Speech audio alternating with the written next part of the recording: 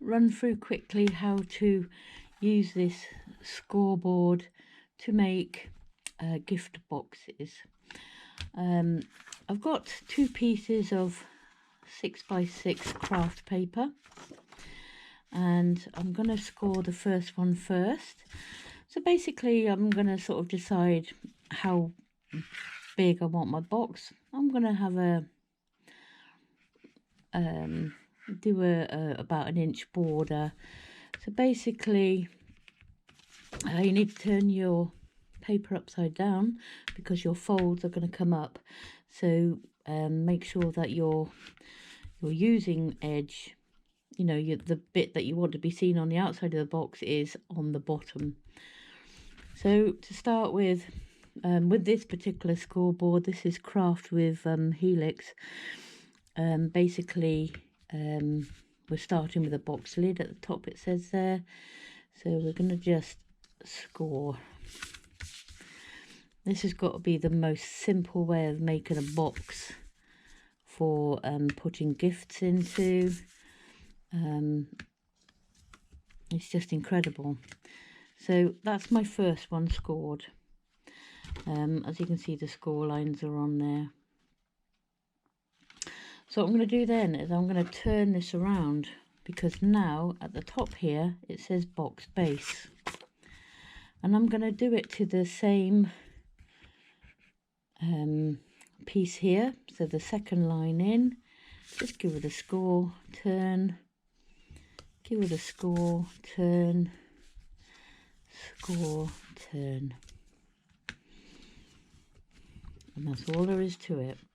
So now we have the 2 pieces done, and there is a slight difference. If I put these 2 pieces of paper together, or these 2 edges here, you can see that between the score lines there is a very slight difference.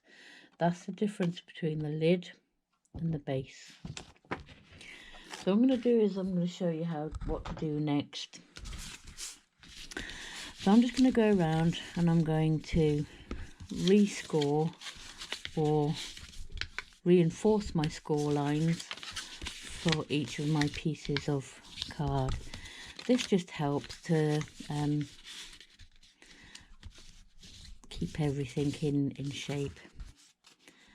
So what I do then is I go along and I cut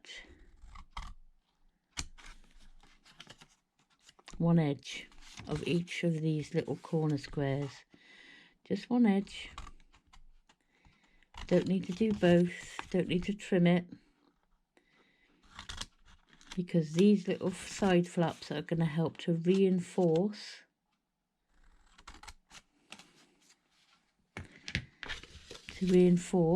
your box corners. So what I do then is I just give them another little bend and turn them over so I can see them. And using some tacky glue, I just go around and give them a little bit on each square.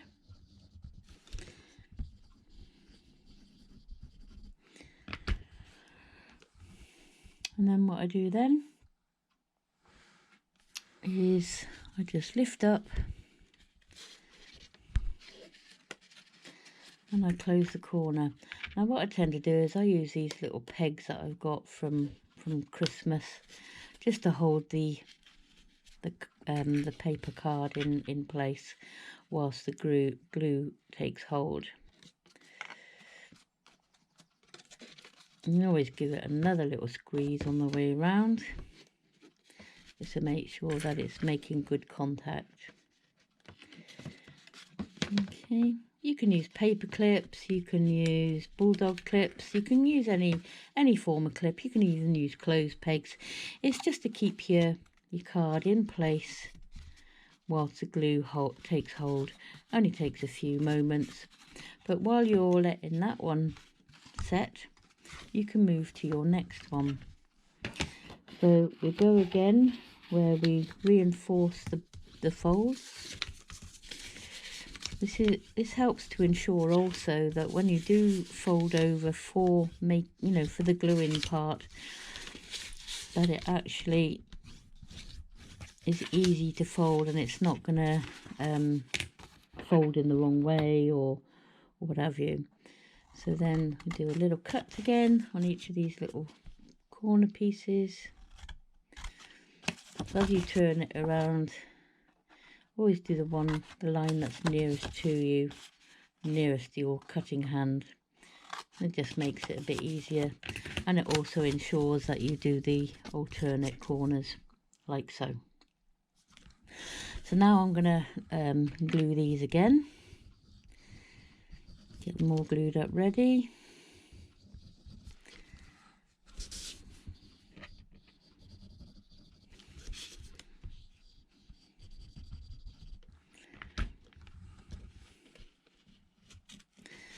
And then pop the little peg on just to reinforce the sticking power and to hold everything in place.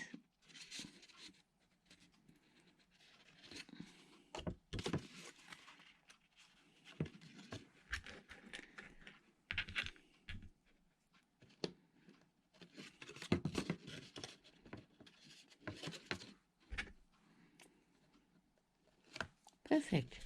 Give the corners a little squeeze just so that the glue is making contact. A little rub. And then you can go back to the one that you did first. You can take off your little pegs because now that glue would have adhered to the cardboard edge. I like just to give a little rub on the flaps that have been bent over and glued, just to make sure that any damp glue that may still be inside is actually adhering to the where it's supposed to. What I do then is I just go around with my scissors just to tidy up any edges that may be a little bit overhanging. Generally that's not necessary, but every now and again there might be just a tiny little piece that you need to take off, but it is tiny. It's just to make the box look neat. So that's one part of the box. As I say, this is like a very thin card, but you can do it with a thicker card. But this is what we've got so far. Now I just need to take the pegs off this one and do it again. Just give a little rub on the inside with your paper folder or bone folder, just to make sure it's all adhered. Go around with your scissors just to trim off any sticky out bits on the corners. It's just to make it look neat, that's all, but just be careful that you don't cut too close and end up slicing your corner open. And then when that is done, you have a top and a bottom,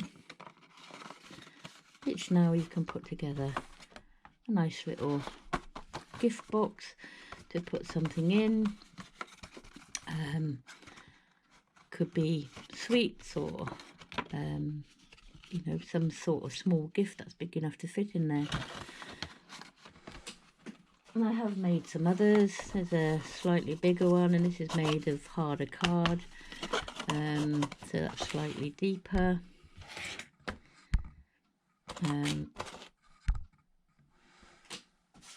I've even gone to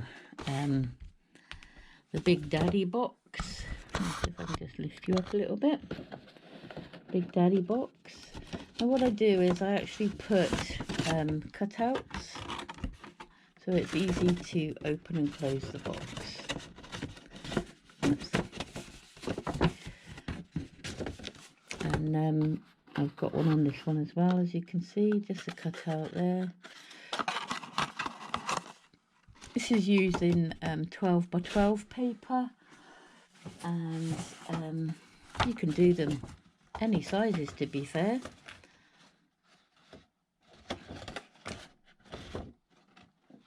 It doesn't have to be square, they can be oblong, it depends on your bit of paper, I believe. So that's those. And to make the hole punches here, I just use a hole punch. I'll just locate where I'll put it. Here we go. So this is about an inch hole punch. So what I do is I find the middle of one side,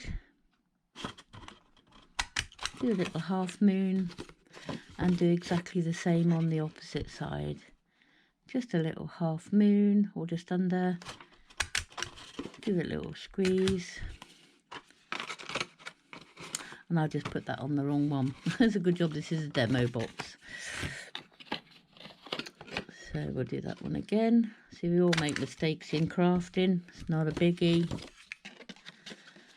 It happens.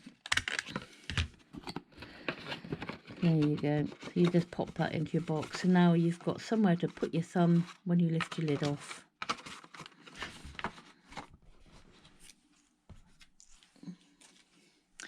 And that is all there is to making a very simple box using a very simple folding technique with regard to a box maker. Hope you enjoyed this one. So we'll see you again. So in the meantime, get creative. Bye.